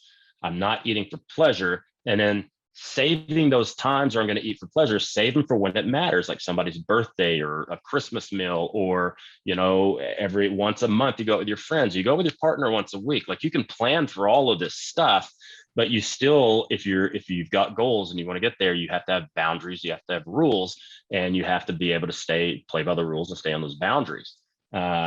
And if you don't want to do that, then play the long game and focus on a really long recomp with a very small deficit, keep your protein high, and then you can be a bit more flexible. Just realize it's going to take a little bit longer to get there. That's the thing. And hopefully people are becoming a little bit more patient with your continued education that you've been putting out with, a lot of the Muscle Nerds coaches being able to duplicate in some way the same type of results for clients. Because now people ask often, like, well, how do you get people to buy into that? And when you've gone through the proper training, and if you've gone through it yourself, it's a lot easier to be able to explain to somebody, this is what you should expect. This is what's going to happen. Like, you predict like what I'm going to weigh, you predict what I'm going to lift. Like, it's like crazy where I'm like, I need to lift more so I can prove them wrong. It's amazing how you can accurately predict what is going to happen to me physiologically and sometimes mentally as well, because you've done this over and over and over. It's not like you just hopped on Instagram one day and Fitspode and all of a sudden you're like, yeah, I'm going to become a coach. Like, this is what real coaching is. It's not a program that you just email me and then say, hey, talk to you later, like, have a nice day. People are committing to this process, and it is a big commitment. And I think that it's so important that you continue to get that message out, because there's so much on Instagram. Like, I had somebody ask me about waist trainers the other day, and there's a lot of misinformation that we think is like dead, but it's still there. People still believe these things. I still get asked if 30 grams of protein. I was asked a couple of days ago at jiu-jitsu, is 30 grams of protein the most you can digest? I'm like, no. When's the last time you ate a rotisserie chicken and shit out of chicken leg? It doesn't work like that. Now there's caps on how much is usable for things like building muscle, but that's not the only thing you're using protein to build. You're using it for calories, protein oxidation. You're using it to build enzymes. There's a lot of things, a lot of structures you're building in the body, not just your muscle. And now they used to think 40 grams was the limit for stimulating muscle protein synthesis. And the new literature came out and said it's probably 70. So all these people saying you can only eat 30 grams. I eat usually 70 to 100 grams of protein per meal just because I don't want to fucking eat 800 meals a day. I'm good eating 2 or 3 meals. That works with my schedule. And so that's what I do. But it's so weird to me because when you look at athletic development, let's say a guy is benching, what's the first milestone for a guy that starts to lift? 135 pounds. 35, yeah.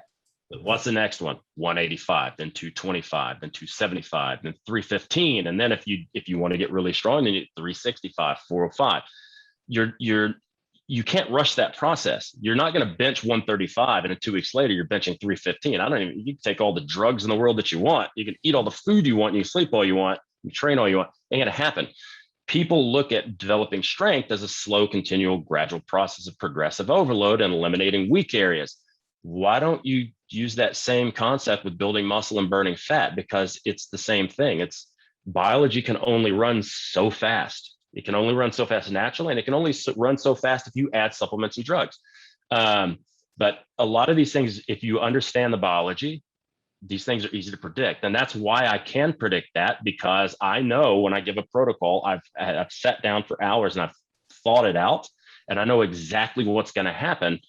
And that's why I have a program design course, because we teach people how to do that. But you have to learn the theory, and then you have to get experience of actually doing it. And then you get to the point where you can say, okay, in 6 months, you should be at this body weight, give or take a couple of kilos. You should be at this body fat percentage. Your lift should be here, and boom, you nail it. But that comes with over 2 decades of training people and an obsessive compulsive, relentless pursuit for education.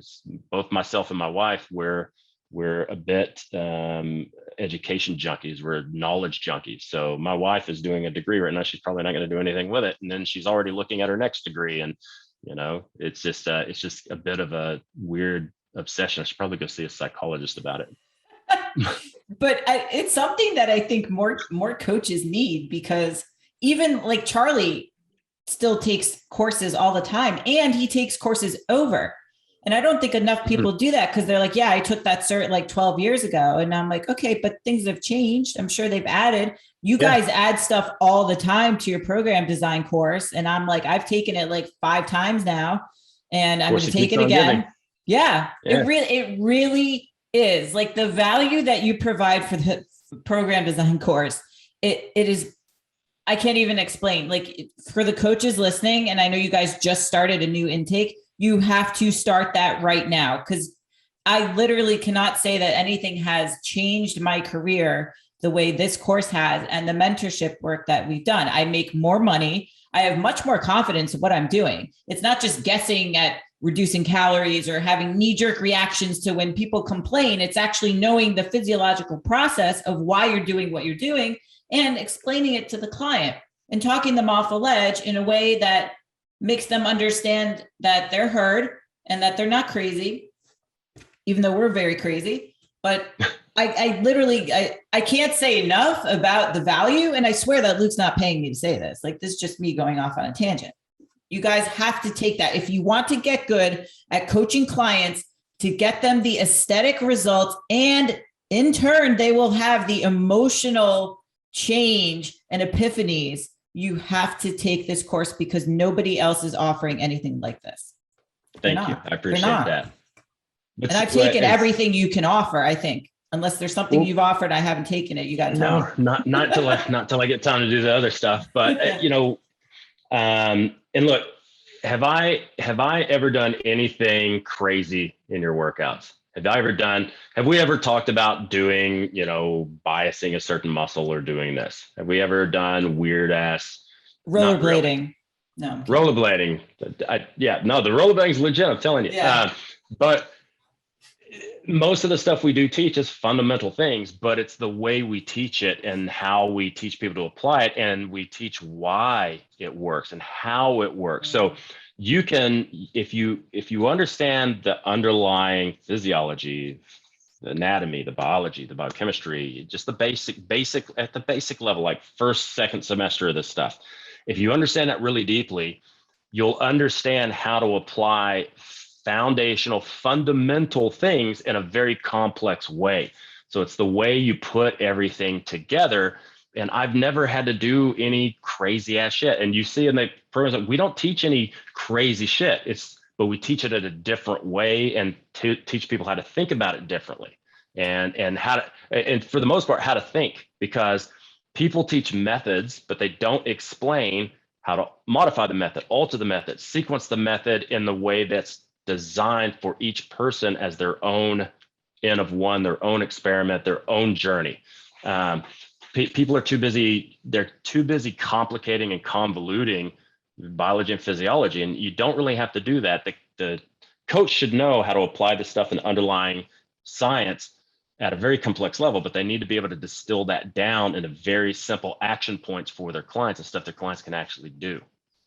Yeah, I gotta say, like, throughout the entire, when stuff got hard, like when the dieting got hard, like, it was hard. Yeah, I was hungry, but like, it was not misery compared to stuff that other coaches made me do in my past. And being a coach myself, like, all right, this is like much more doable. This is much more sane. This is much more smart. Like, I enjoyed that whole process. And people say, like, enjoy the process, whether you're on a journey to lose a little bit or you want to get, thick skin, like I wanted to, like, you expect a certain level of difficulty, but it would never got to the point where it's like, I hate this. I can't do this. I don't want to do that. Like it's smart. And it's not beating people over the head and making them diet for months on end, which I think a lot of people do when they don't know what else to do. That's like the knee-jerk reaction. Let's just lower calories. Let's keep lowering. It's not working. I think at that point too, it's one of those things where I'm really tempted to put this on the whiteboard to really, really get people to understand this. I'm gonna you can. Let me see. Remember the time I drew dicks on your whiteboard and you didn't know what was going on?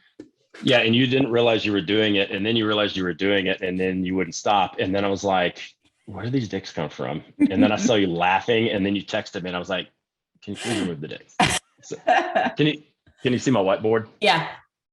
All right. So when looking at like long-term periodization, if we just look at it from a physique standpoint, we won't talk about athletic development or strength development or power development, anything like that. We're just physique. So let's say in the realm of fat loss, okay, you've got A minus B equals C. So you've got calories in, calories out equals deficit, maintenance, surplus, whatever. When it comes to the training side of things, there's a lot of stuff we can alter. Okay. So, and most of that stuff is going to come to the B. So I don't think there's anything new with aerobic training or anaerobic training or, anaerobic lactic, anaerobic alactic. I mean, we've got all these methods. There's a bazillion ways you could do this. HIIT training versus HISS training versus MISS training versus LISS versus aerobic sprints, whatever. But what you're looking at is, how do I take the stuff we already know how to do and sequence this stuff and focus on the adaptations? So one of the first things for calories out is, if I can increase my aerobic output and my cardiac conditioning, that will increase oxidation by increasing mitochondrial volume and the speed at which mitochondria can make energy and also make heat and a lot of other things that you make in the mitochondria. I can increase angiogenesis, meaning I can actually increase the amount of blood vessels I have going to my muscles and going to the fat specifically, because one of the bottlenecks to fat loss is not having good vein networks to actually pull the fat and take it to target tissue. I can also increase type 1 muscle fibers, which we're always told not to because it's going to make you weak or whatever. But the fact of the matter is, my type 1 fibers are very good at taking the lactate from my fast twitch fibers and turning that back into energy. And part of that out is we're taking matter and turning it into other pieces of matter, or we're getting rid of it by using it for mechanical energy or using it for heat production. So if I have, glucose, fat, protein, whatever I have, I need to turn that into heat, or I need to turn it into energy to get it out of my body. Because if I don't do that, it gets recycled. So let's say someone has low VO2 max, so they just don't transport oxygen and they can't utilize it very well, and they're just out of shape. They have low lactate threshold. They have poor ability to buffer out hydrogen from the cell, which means their performance is going to go down. They're going to feel a bit fatigued all the time. Work capacity is going to be down. Well, if you think about that, as hydrogen is building up, I need to get rid of that so I can keep muscle contraction and keep glycolysis going. So your body will do that by taking NAD, which is activated B3, grabbing a couple of hydrogens, and then they reduce down to lactate using pyruvate. So I didn't mean to get on this. I didn't mean to get on a biochemistry rant, but I love it. So glucose turns into pyruvate. And if pyruvate's building up for some reason, well, we can reduce that down to lactate. Now, if you see here, I've taken glucose, turn it to pyruvates, started making lactate. That matter hasn't gone anywhere. It's still in your body. So in a lot of cases, I have this hypothesis that you can be in a caloric deficit on paper, but still be in an energy surplus at the cellular level, because you're just recycling a lot of this stuff. And it makes sense. If the mitochondria gets backed up, fat will leave the cell, acetyl-CoA will leave the cell, become citrate, become fatty acids, and then you have to restore that, right?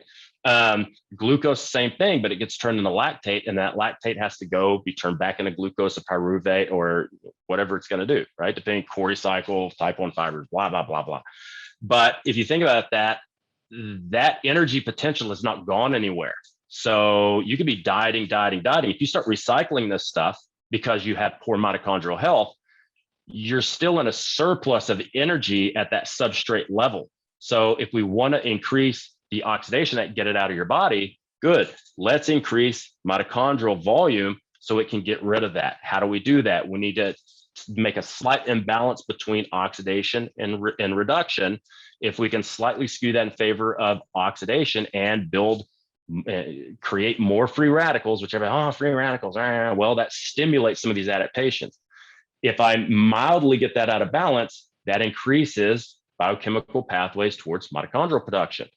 I can increase angiogenesis. Great. That's going to give me better pumps, better fat transport, better nutrient transport. That's going to lower my blood pressure and lower my resting heart rate. That's just from the aerobic side. I can also look at resistance training. Well, what type should I do? Well, if your metrics are bad, we might think about higher rep stuff, giant sets, trisets, unilateral stuff, because we want to lower any type of internal vascular pressure. So if you have high blood pressure, well, unilateral, lots of reps, lots of time under tension, more metabolic-y style work, and that will build localized aerobic enzymes, which also help the mitochondria work better. You'll build more red blood cells through this process. So there's nothing mind-blowing about doing aerobics. There's nothing mind-blowing about doing higher reps. But what we teach is why you would do that and when you would do that and how you predict improvement of health and then improve performance and then improve physique. So we came up with kind of our tagline is health over performance. And so if you look at our health industry, isn't a health industry, it's a beauty industry. Everybody's so focused on looking more beautiful. They just kind of throw health out the window to do that. But if you get your body healthier and then you focus on performance, guess what? Your physique will change in the manner that you want it to, because it's function over form. Okay. Function of health, get that better. Function on performance, get that better. Good. Your physique will now form itself based on those two overlying principles. All right. That's my my little biochemistry lecture for today. and I'm smiling here because, there's coaches that they'll be watching or listening, and they're like, what the fuck did he just say? Now, I was the same way, guys. Trust me. if you don't understand what Luke just talked about, take the course, because now not only do I understand this, and I wouldn't say I've mastered it, but I understand it at a level where now it makes sense. It took a while, but now to understand why aerobics are needed. And I think that was like one of the biggest mind-blowing things was like, oh my gosh, people may not be able to handle carbohydrates because they don't have enough aerobic fitness. Like, to understand the where and the when and the why about that is like the coolest thing ever. Yeah, I mean, You know? it's you might not be burning through a lot of energy substrate because you just have poor functioning mitochondria. You might not be burning through it because your stress is at such a high level, your body's prioritizing carbohydrates over fats for burning, which means that, in a caloric deficit, I am going to lose weight, but the problem is I'm not losing it in the manner which I probably should. If I can, the goal is to lose fat. So you can hit it with a sledgehammer just by, let's just do more exercise or move more and let's take calories out. Or I can take a smarter approach, say, okay, how do I influence the body to burn off the things I want it to and to save the things I don't want it to burn off? How do I link that together? So what are the adaptations? What's the specific stimulus I need to get the adaptations I need? And where do I put that in the program? And then that makes everything else, all the phases after, a lot better.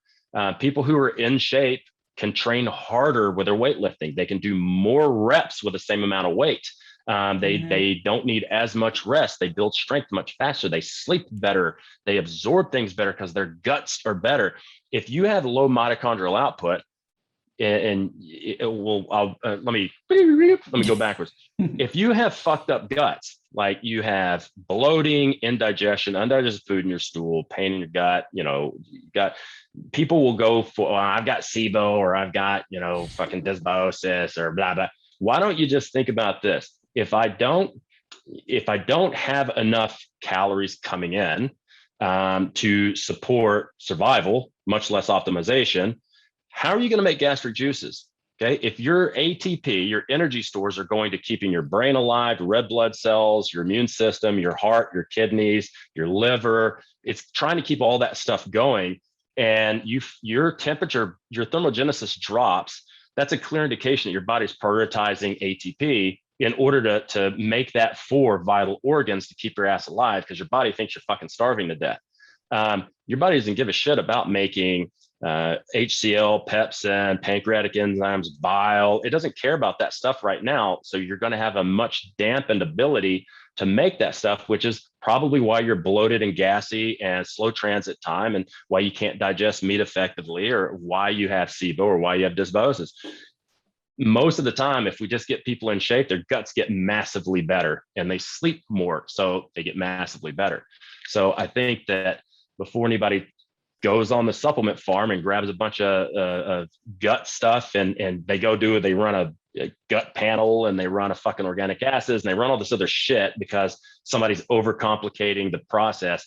If you just focus on the basics, get in shape first, that will probably rectify a good 60 to 80% of your issues. And if there's still another 20, 25%, okay, now let's go get some labs. Let's go do a stool analysis. Let's go do an organic acids. Let's do a genetic test.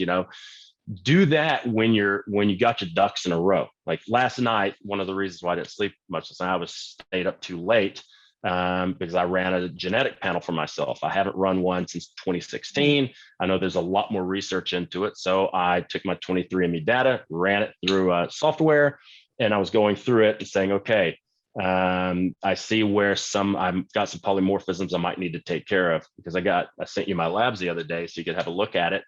My fucking iron is out of control. Well, I've been eating shit tons of red meat. My digestion's not been that great, and it should be for what I eat. I also wanted to confirm why my ADD is so bad, and this report did it. But in the report, I started seeing some key markers of things I might need to work out, like some IBS or IBD potential. I started looking at, some iron SNPs and my ADD SNPs and saying, okay, so maybe I need to start adding in a few things here and maybe reduce a couple of things over here, and then go get my labs in 12 weeks and see if that affects me. But holy shit, my ADD, I have over I have over 72 SNPs related to impulse, like an inability to control impulse and behavior control and hyperactivity disorder. Problem with authority, like all this shit. And I'm like, that made a lot of sense when I was growing up. It made a lot of sense. Thank God for modern amphetamines. I take my Vyvanse and I'm good. I'm not a maniac. Oh my God.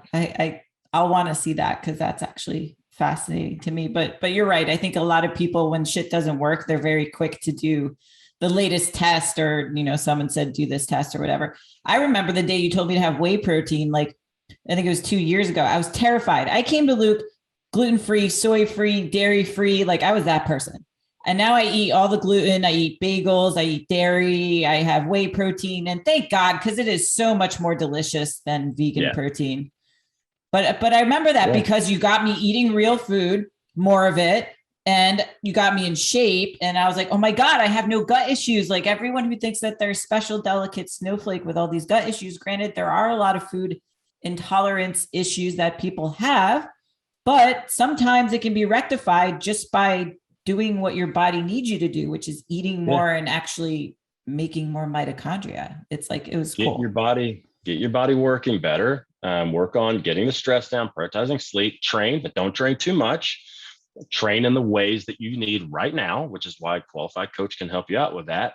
And then a lot of chew your food like a fucking adult. A lot of that stuff, nail all that stuff first before you start adding in a bunch of fucking tests.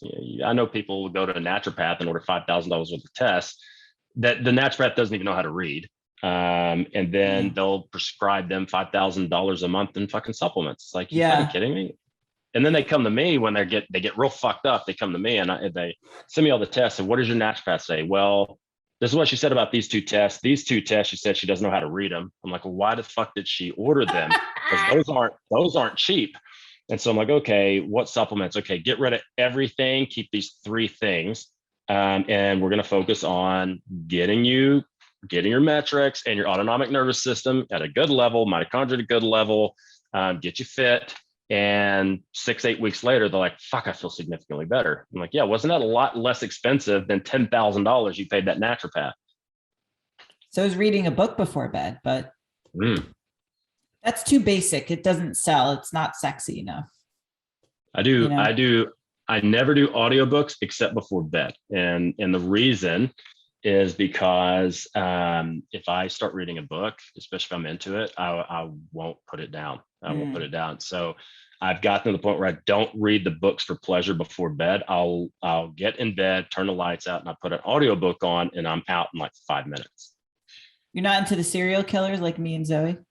Fuck that. Did I tell you what happened when she read not the Marilyn Manson? That'd be funny. When she read the Charles Manson book? No. So I can't remember what the book is. It's like the most famous Charles Manson book, and it's fucking terrifying. She was scared shitless. And when we were in our old apartment, which our old apartment was tiny. It was like living in a fucking tackle box.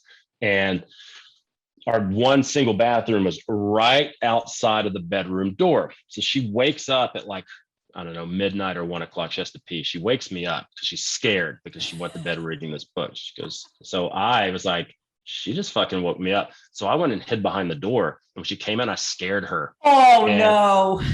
Okay. I can count on one hand the number of times I've ever seen my wife cry. Okay. And we've been together over 6 years now. She cried at her wedding. I cried at the wedding. I've made her cry for doing dumb shit probably 2 times. And then the time I scared her. And I was like, I'm never doing that again, because she was lost her fucking mind. And I felt so bad. Oh my God. Oh. She and I always exchanged the best titles. Like, I told her to buy the Jeffrey Dahmer one, because that one was talk about fucked up. I don't know. White women love to read about this shit. No, I read a lot of fantasy and sci-fi. So I read a lot of fantasy, because what I like about that too is like nerds have philosophy all figured out. So if you get in some really good fantasy, there's always a bunch of really good lessons that are underlying of how you should act towards other people, and also how you should not act. So that's why I really find a lot of inspiration in old fantasy stuff. That's cool. I like the serial killer stuff because, I mean, I don't know. I can't explain it. I can't explain it. The more fucked up, then the more intriguing it is. And I don't know. I took criminology classes just for fun because it just was, I don't know, it's intriguing. But I think a couple of years ago, I posted on Facebook about, I don't know if this is just a white woman thing, but why do all the white women I know, they get into this, all this serial killer documentaries, books, all this shit. And I probably had 3 black friends, women that were like, oh, I like that shit too. And it was just full of like 150 white ladies like, oh yeah, fucking frothing, like cannibalism and eating people's faces and wearing their faces. And I was like, what the fuck? oh yeah. Oh yeah. Dahmer's That's so special. fucking weird. Yeah. I don't know. I can't explain it, but it's fascinating. Well, this has been an amazing 2 hours. So I don't know what else to say, but other than thank you. What are you doing? It's Pablo. Hey, Pablo. He's just looking out, just staring. Zoe left for the gym to go work, and he'll just sit here and he'll just hang out on the ledge and wait for her. Aww, it's really fucking sad. That's so cute. I like when he humps Daisy. That's really fun to watch too. Yeah, that's funny. He goes through these spurts where he couldn't care less, and he goes through a few days where it's like, I don't know if he's got some type of cycle or something. He's like, I'm like, bro, she's like 10 times your size. It's not going to happen. And he tries to stick it in place. It doesn't even go. He's like humping her in the side of the head, the shoulder. And she just sits there and takes it. She does. She's the best. Yeah. Hopefully I get to meet them one day in person next year. One day. One of these days. Well, if somebody wants to sign up for the program design course, how do they go about doing that? They should email us at info@musclenerds.net. So that's the best way of doing it. And then we can set up if they want, if they want to talk more about it, we'll send the syllabus and all that. If they want to talk more about it, we're happy to get on and kind of explain things to them. With like myself or Shane or Ben or Zoe, we'll get online and kind of do a salesy type thing. But I find it by the time I get somebody on those calls, it's pretty much sold itself. I haven't even had to get on one of those in like 3 or 4 weeks. We just have people jumping into the course without even talking to anybody. So I'm like, all right, that's cool. It's less shit I got to do, but I'm happy to get on and chat for 30, 40 minutes if somebody wants to get clarification on what it is. But it's like you said, it is unlike anything you're going to see. You pay for it one time, you basically have lifetime access. You can go through it as many times as you want. And there's a forum for question and answers. We have fortnightly calls during the intakes. And I got to find a different name for it because we don't really do intakes anymore. Once COVID hit, we just opened it up and said, fuck it, people have time to study. And that's been a lot better.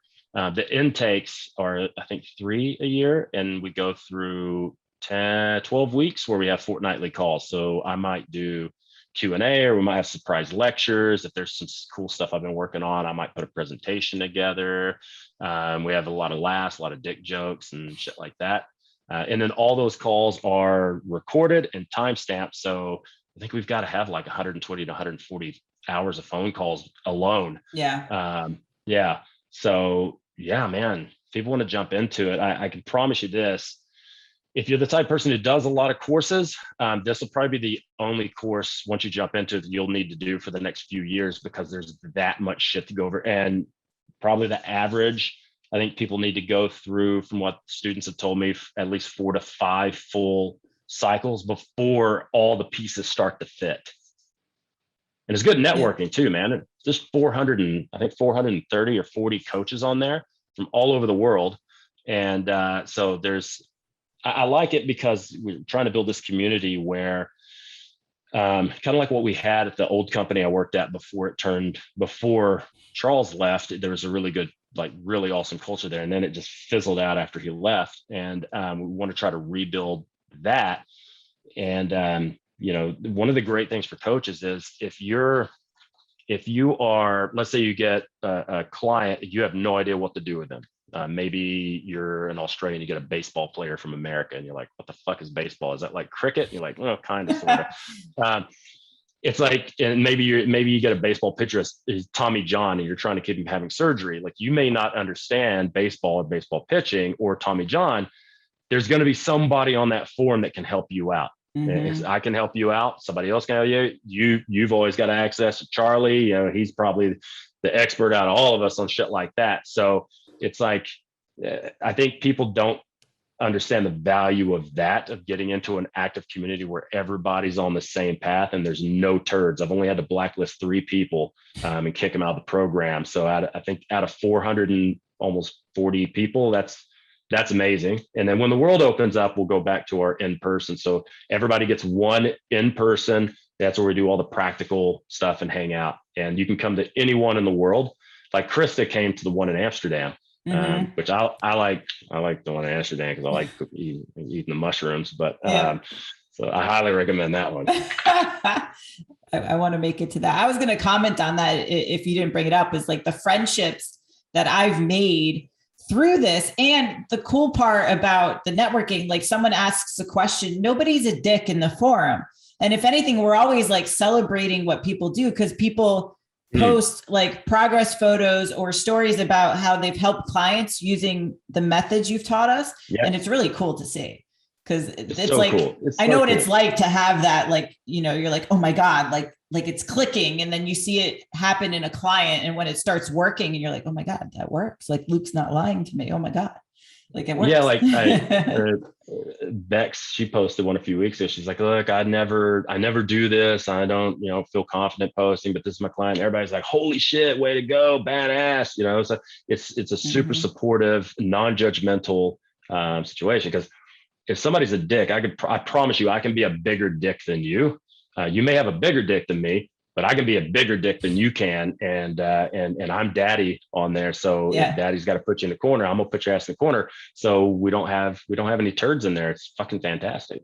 Yeah. Like Krista will be at the Olympia this weekend. So we're going to meet up. And like, I've formed friendship with the girls in Australia. I haven't been able to hang with them, but that's like first on the list when the world opens up. Like, it's just a cool community, especially when I didn't have any training in Poliquin methods or anything. I didn't know anybody, and just like the relationships alone. And because it's so welcoming, it's like a cool place to be. And the forum is active year round. Like you don't have to wait for the phone calls to happen or anything. So yeah, 100%. And that's that. We wanted to create something where people actually learned that we created something that wasn't about money. Like obviously you've got to, in order to keep a business, you have to have money coming in. So I have to trade the service. You have to have some type of compensation to keep everything going. But we never wanted the focus to be about that. So it's probably the worst business idea ever, is to get somebody lifetime access, lifetime support, keep adding stuff to it, never take anything away. Mm-hmm. It's really dumb, because some people will be like, well, fuck, you should just make you can make 10 courses out of that course and charge this much. You can make this much. I'm like, yeah, but it's not about the money. It's about getting coaches better so they help their clients get better. And we'll run it as long as people keep signing up, we can keep running it. If people stop signing up, then I guess I'm just going to be fucking in the hole every year trying to keep the train going. But so far we've been really blessed that we've got a steady stream of coaches that are hearing it. And it's all word of mouth. Like we hardly ever advertise. We might throw up a thing on Instagram, but we don't pay $50,000 a year for social media marketing. Mm-hmm. Everyone that comes in and says, hey, my buddies did this course and he said, I got to do this. So just sign up, boom. And then that guy gets 2 people. And then, now everybody's buddies are in there and they can all talk about it, study together with it. But it's blown away. I've been blown away with it. And I've been also blown away by the coaches' desires to want to get deep into how this shit actually works so that they pick the right things to do. And most importantly, what do I not do? Because that's probably the most important thing, is what should I not do with people? Okay, cool. Now that I know not to do that and I won't fuck anybody up, what should I do to get them there fast? Okay, do this. Yeah. And it's not do this exercise, it's take this approach, Yeah. So it's real education. It's also like, well, what do you think you should do? Well, that's what I'm asking you. Yeah, but I want to know, like a good teacher doesn't just hand you the information. A good teacher will challenge you to try to figure it out for yourself, but will give you hints and tidbits and move you towards that. That way you understand how to find information for yourself in the future. And then you come on the forum and say, hey, this is what I found. What do you guys think? Yeah, that works. But also look this up because this works as well. Oh, cool. Thanks. Boom. I mean, priceless, priceless. Like you're stuck with us forever. All right. Thank you so much, Luke. I really appreciate you coming back on and hope you guys enjoyed that. It's a long, long time to last. That's what she said. Yeah.